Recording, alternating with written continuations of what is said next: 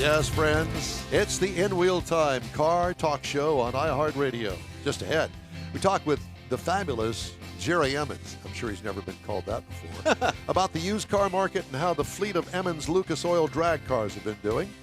Mike Mars reviews his new truck of the week. Plus, we'll have the upcoming events calendar and this week's auto news headlines. It's just ahead on the In Wheel Time Car Talk Show. Howdy, along with Mike Out of This World Mars, King Conrad DeLong. We need more Jeff Zekin. I'm Don Armstrong. Glad you could join us today. And you know, let's not waste the time, shall we? Let's not waste the time. Let's just go right to him, shall we?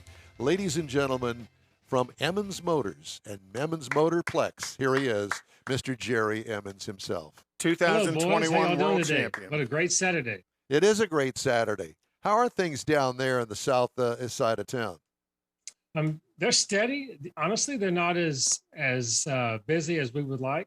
We're always having to, check our pricing and stay competitive with that. The auction prices are still crazy high. If you go to the auctions, you're going to think that, that we're still in this, big demand, but we're having to keep our prices in check, and we're busy, but it's not what we had hoped it would be. Well, I read a story this week that apparently, nationwide anyway, that wholesale prices are for the third month in a row lower than they were the month before, and so I'm sure that has got to affect a little bit about what you're doing. Well, I have read that too, but I know between myself and my other three brothers, when we're trying to buy cars, we're having to pay just as much as even more as we did 3 months ago. Right. But I would imagine that the Houston market is a little bit unto itself in the fact that, we've got a lot of new car dealers in the Houston area that have zero inventory. So I'm sure that is driving business to you. I'm sure of it. And yes, and it still is. We have people, we just sold a transit van the other day, and it brought sticker back when it brought over sticker than what it sold for brand new. Wow. Just because the customer couldn't buy one brand new. Yeah. And it's all about availability. And you guys, how much inventory do you guys carry, Jerry? And I looked yesterday and we were at 970. Now, not all of those are online, probably 880 are online, but we're trying to get the rest That's of them. still stout. Dude, that's huge. That's a lot of cars. We went to the NHRA, obviously, and driving through, going to Baytown from the southwest part of town, there are a lot of car dealers with nothing. And you got that Honda dealer in particular on the way over there to the racetrack. They had no inventory. He had maybe 4 cars there, and one of them was the operator. And I think the 2 of them were abandoned. Yeah, I saw the exact same dealership that you guys are talking about. I think, I can't help but think that the only difference between what their strategy was and what ours have always been is we just never stopped. We kept buying. We never waited for the auction prices to go down. We always, it's all about market value. So you just have to stay competitive. You're not going to sell anything if you don't have anything to sell. Right. I mean, that's just common sense, right? Yeah. So, obviously you have to pay attention to the market and what the comps are and things like that. But I can only think that our strategy was a little different, and that's why we're able to still have the inventory. 800, 900 cars available. You're the place to go look for a car at this point, because so many other used car operators and so many of the dealerships, maybe they have 10, 15, 20 cars, and if you want a selection, I agree. And that's what we obviously hope for is that when you're searching for a Honda Civic or a Cruze or a Jeep or a Corvette or a lifted truck, that we're not just going to have one of those or 2 of those or even 3 of those in inventory. We hope to have, 7 to 10 each of everything. That way, if there's a particular color you don't like, well, that's okay. We may have another one.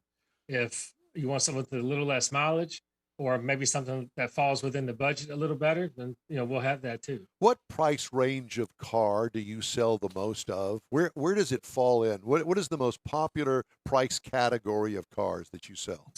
25,000, but pre-COVID, it was like that 12 to 15, 12 to 17, but now it's 25,000. Just the market. And it's not just the market uptick in price on that particular vehicle that people are now that would normally buy a new car are going to use cars. Because they have no selection. Right. And usually those cars are in that price range. Am I right? That's exactly right. Yeah. Absolutely. And so what do you sell the most of? Do you sell more trucks, SUVs, automobiles? Well, man, that's a great question. Right now, it's everything you want to be seen in. A Jeep, a Corvette, anything sporty. That's what's selling. Interesting. So, do you have truck inventory down there? Yes, sir. We sure do. We have several lifted trucks. We have several trucks that are just stock. I mean, whether it's a crew cab, 2000. I'm just going to come up with ones that we always buy, like a 2015 to 2018 crew cab Chevrolet Silverado, all stock suspension. Or if you wanted the one that's lifted, we have that too. If you want a Ford F-250 King Ranch, we have that. If you want a Platinum, we have that. If you want a Dodge Ram Dually, we have that. Well, something else you have and have quite a few of are the Wally behind you. Yeah. Yeah, that was a good weekend. Yeah, congratulations on winning the Spring Nationals, the final event at Baytown. How apropos is it for so many Houston folks to take home the Wally? Not only you, but Speedy also took home a Wally in his class, and then of course Erica taking home her Wally. Erica did hers, absolutely. Yeah, she ran her final ran after hours. All of the sportsman guys ran before the pros. And there's several guys. There's another guy from Pasadena that won. Michael Holcomb was the guy that ran the Super Comp. He's a local guy. I think there were seven guys total from the area that won, which is pretty impressive, especially for the last event. I was, that's pretty awesome. I didn't realize it was that many. Because I don't know where a lot of folks are. I just kind of know who some of the names are. But for that many people who call that their home track, to take the final event. That's pretty cool. What classes of cars what class do you run in those cars? We run in a class called NHRA Stock Eliminator and NHRA Super Stock. So the class that I particularly won was the NHRA Stock class. So in my category, you cannot have wider than a 9-inch wide tire. The class that my older brother Harvey, which everyone knows is Speedy, he won in a class called Super Stock. So you can tub the rear end, you can shorten the rear end, put wheel tubs in it, put big fat tires underneath it. Obviously it's called super stock. So you can make more modifications to his type of car than you can to mine. And you won in a 69 Camaro. All American muscle, baby. You better believe it. Yeah. 396. Big block, aluminum heads, Holley carburetor. I love that car. You leave front wheels in the air. I love it. That's the only way. Loose is fast, right? So, the higher it goes, the faster it goes. So do you tune yourself? You tune it yourself?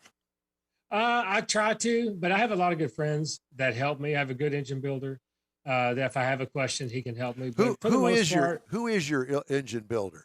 A guy by the name of Brian Tilburg. He's in Pennsylvania. We've been doing business for a long time, and he does very well.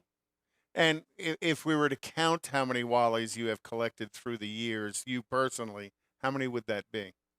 I really don't know. And you're going to think this is crazy, but I just never keep count of it. And the reason why is because it's never enough. Now I don't say that to be any other way than I'm always chasing competitive. So that's really how I feel. It's just not enough. I got that one. I need the next one. That's right. By the way, I did notice how conveniently you and or Stan have now pitted right across from each other. So I guess you're all exchanging some of that all-important knowledge and engine tuning together. Are you kidding me? Why would you not want to pit next to Stan and Sheila Holt? Let me picture to you. Yeah, because they got the best party in the pits. Exactly. you know what? I'm glad you brought them up. They've been so supportive. They're just great friends to us anyway, but they've been very supportive. Last year when I won the world championship, they were phenomenal people. We had a surprise party that I had no idea that everything was getting made behind the scenes. And Sheila and Stan did so much of that, along with a real good friend of mine. And but at the races, like everyone always says, you go to the races, it's all about the friendships and the people. And they're exactly right. When we're there to win, don't get me wrong. But when you have people like Stan and Sheila Holt and their crew, it really makes it fun. And they're always positive, uplifting. So if you have a bad run or a bad round, you just got to look 20 feet over, and those guys they're having a great time. They're always smiling, and they're just genuine people. So we enjoy being associated with them. Well, if I'm not mistaken, I think that you also run in the same class as Sheila does. Do you know? That's exactly right. Oh yeah. Uh-huh. So have you raced Sheila? One time, and she almost. I mean, we had a very good race, and I think it came down to less than 100th of a second. Oh wow. And it's funny. I always kid her about this. So her car is a manual shift transmission. Right. So and my car is a little faster than hers. So she takes off and she's in front of me. And my car shifts the automatic, it shifts the 1-2 gear change by itself because it's so high in the air. And then for the 2-3, I have to push it. So I have a lot of time to watch my opponent, especially if they're out in front of me. So I'm in the left lane, Sheila's in the right lane. And my car comes out of the wheelie and I move it to third gear and I'm watching her and she's just yanking that gear. And then next thing you know, she's like an owl. Her head's on a swivel. So she's turning around looking at me the entire time. And I'm looking at her like, she's doing an incredible job. So I just barely did get in front of her. I had a little bit of gap at the finish line, so I was able to get on the brakes, but it was an excellent race. But I've only ran her one time. And thank goodness, because she's pretty tough. I know. I like the logo. The logo, chick she with has a a stick. pretty good game. Yeah. She has a pretty good game when she does it in fun, but if you have to run her, she likes to talk to you in the stage lane. She got talk. Yeah. Now what do you dial in at? So at the Houston National event, I was dialed in at the 10. I think in the final I was dialed 10-16. Yeah. 10-17. So my car runs. That weekend it was running. If I held it to the floor, it was running 131 miles per hour. That's sweet. Yeah. Well, I have to tell you that I went on the Hot Rod Tour of Texas last weekend, and we made a stop at Little River Dragway out there. Oh, yeah. I don't know whether you've ever been there or not. Tons of fun. And I actually ran a 13 in my stock Corvette. 13, Did you really? A 13.0, yeah. Oh, wow. Uh-huh.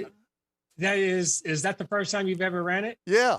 And Really? I haven't been on a drag strip since high school, so I was Incredible. I know. Well, of course, it took me about 10 runs to get it to that point because, doing the light thing, I mean, I haven't done it in so long, but it sure was lots of fun. It always is, especially because it has been so long for you. Yeah, getting the staging process down because if you try to stage and you're a little, they call it sloppy staging, and you stage too deep before the Christmas tree blinks down, well, then you kill a lot of ET. You can kill 0.2 of a second that way, right? Depending on your car. So, yeah, that's I bet it was a lot of fun. It was tons of fun. Now I know that you're not old enough to go back to that era that I raced in high school, but I can tell you that the thrill is still there at this old man's age. He drives one of those era cars, though. Yes, he does. Yes, but yeah, I will tell you that the real, honest to goodness, true stock 396 Camaro from 1969 did not go that fast. Oh no! Right. Yeah, and it's funny that you bring that up. So I used to drive, and we still have it. It's a '69 Chevrolet Chevelle, and it's always had a 350 small block in it. We just changed it out to a 427. But I made the switch to drive the Camaro because it did have a big block in it. And I wanted, because I was going in my Chevelle, I would go like 110 miles per hour at 1180s, 1190s, whatever that was. Right. And I made that change for exactly the statement you just made, because I was thinking, like, cars that are being produced off the showroom floor are running just as quick, if not quicker, than what I'm running. And I've been driving this car for so long. Right. So that's why I made the change to go faster, because you're exactly right. Because a 69 Camaro back in the day didn't go 13 seconds, right? No. Whatever they. Right. But yeah, you got to tune them up and work on them. And that's why I choose that particular combination, because I like to go fast. Well, and with your car, I mean, at the hit of the throttle, your wheel's up, so you lose that wheelbase in 60 foot times. That's exactly right. How do you compensate for that, or your 60-foot time is what your 60-foot time is, and over time you're clocking that with the rear wheels? Yeah, that's exactly right. I don't really pay much I mean, it just depends. I try to tame it down where the front end comes down just before the 60 feet. If that's not the case, because I can definitely tell. Oh yeah. Because my 60 foot would be 134 if the front wheels trip the laser beam. If not, it'd be 142 or 139. Depends. It depends where the body actually triggered the laser beam. And I know that, but I can tell if my car turns a tire. So I don't give a whole lot of emphasis on 60 feet, just because I can feel it's a stalker. So you can feel a lot of movement. But from the 330 feet on, like when you get a time slip, you have the 60 foot, the 330, the 660, the 1,000, and then the 1320, the quarter mile mark. So you have all these increments that you can see if your car is making a bad run or even a better run just by looking at the markers, at the time, the breakouts. Well, I'll tell you, one of the things that surprised me early on, I was shifting at about 5,000 to 5,500. The car did not want that. It wanted 6,000 RPM, and it's funny. Third gear at 6,000 RPM, I'm just crossing the finish line. The 13. Isn't that? Yeah, it's just. I guess it's just how all of the gearing is made, right? Correct. Like with the rear end gear and the transmission. Yeah. Wow, what a ride! That's pretty fun. Yeah, it's tons of fun. I would love to have somebody like yourself get in it and drive it and see what you had to say about shift points. Bring it out to the track. I'm sure he'd be glad to bang it down the quarter. I think I hear a Friday night testing. That's what I'm hearing. Yeah, there's an invite there somewhere. I think so. Yeah, I'll take it. There's no doubt about it. Okay, well, we shall see. I've got a connection. His name is Seth Angel down there. So it's a pretty strong connection. Yeah, it is. And how about Dale Hallquist? While we're talking about Stan and Sheila and you guys, Dale's a sportsman racer too.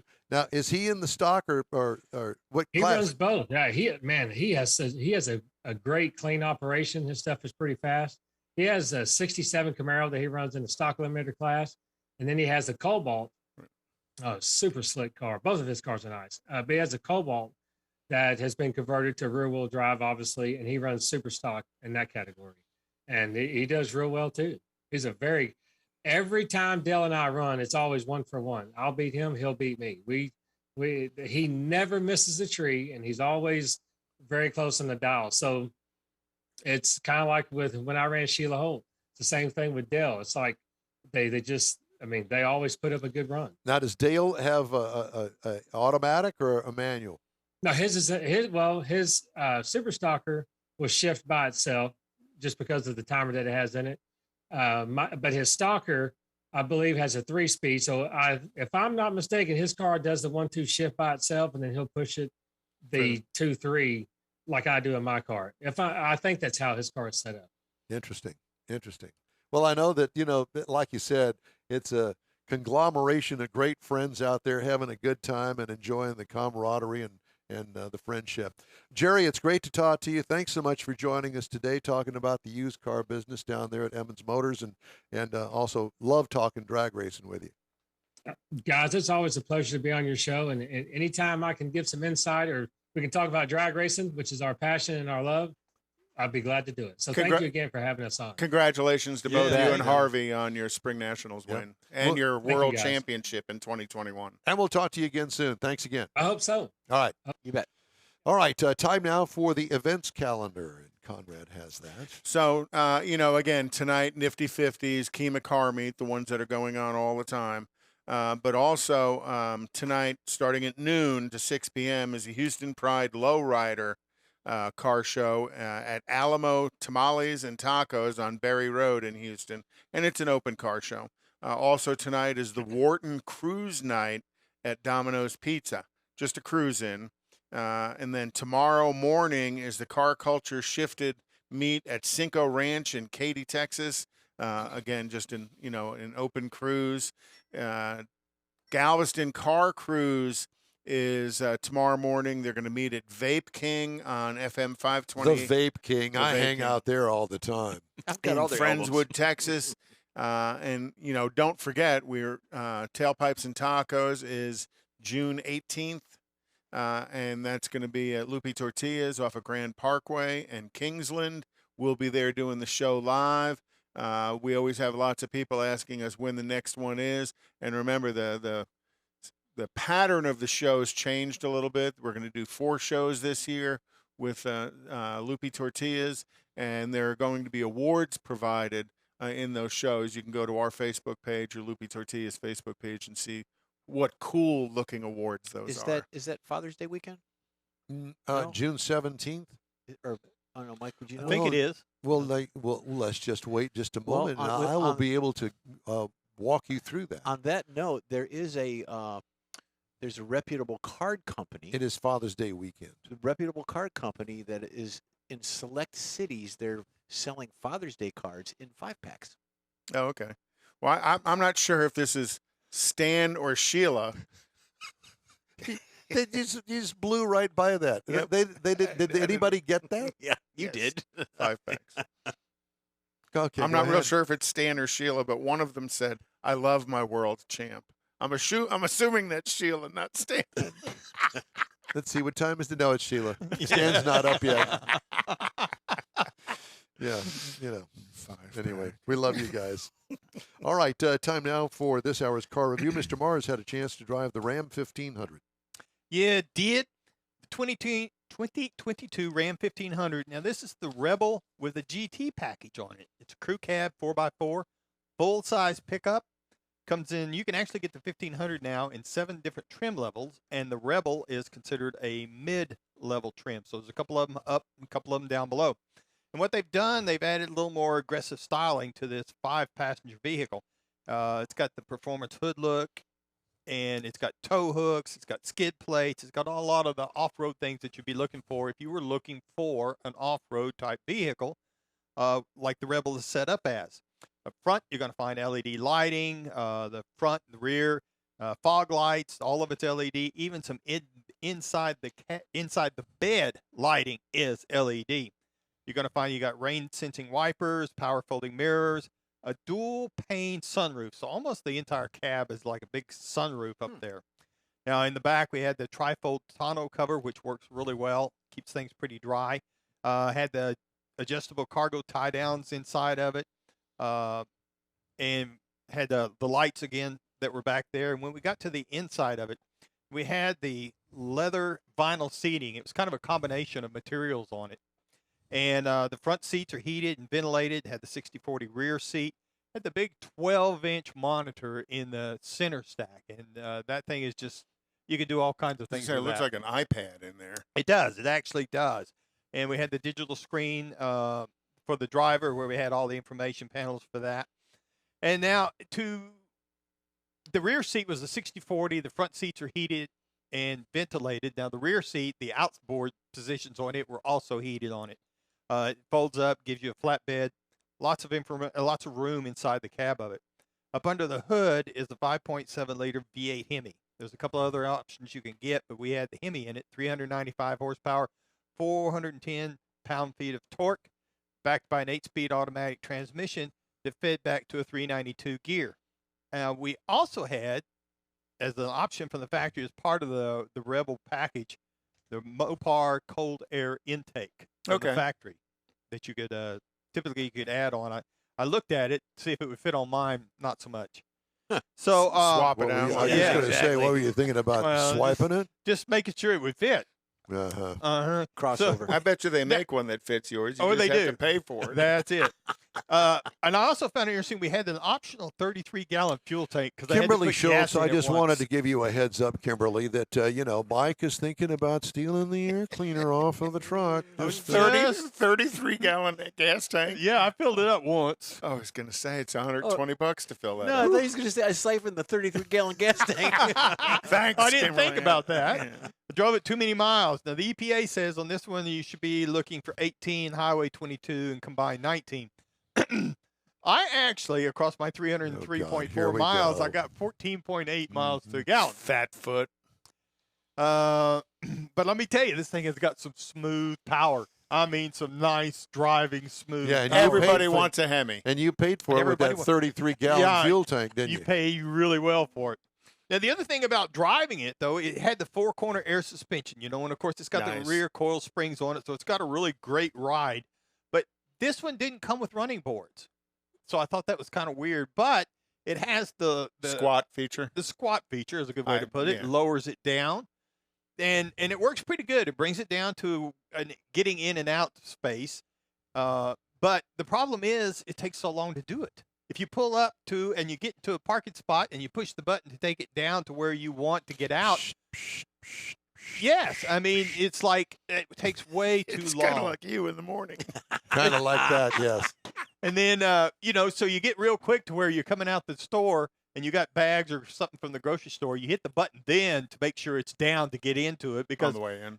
because if you don't want to stand there and wait, I mean, I would rather have the running boards, a retractable running board or something than have to depend on that. But other than that, it was great. Now, the base model price on the Ram 1500, you can get one of these for $38,370 in the crew cab configuration. Now, the base trim price that we were working with was $51,350. However, the as-tested price by the time we add on all these little goodies and stuff to get to the vehicle that we actually had, and it's a really nice vehicle, $71,895. Not an uncommon price No, for it's very really well not. equipped. Because if you step over to the Silverado, the starting on it in the same crew cab configuration is $39,500. The F-150 Ford is $38,500, and even a Tundra is $38,000. Right. So they're all right there in that same ballpark, depending on how you want to feature them up. Content them. But this was a really nice driving truck, I'm going to tell you. Cool. So you're gonna buy one and get rid of your No, older one? I'll keep my 2015. Your granddaughter needs one. Yeah. But the days of the Hemi are numbered. Stellantis unveiled a new engine, a twin turbocharged straight 6-cylinder I know. that's looking going to forward power to the that. Dodge, Jeep, and Ram vehicles, which is going to be kind of interesting. They're going to call it the Hurricane. And you got to think an inline 6-cylinder is actually going to have better torque than some of the V8s Didn't they put that in a Power Wagon? What's in the Power Wagon? Well, this is an all-new engine. Yeah, This is an all-new it's not engine. even out yet.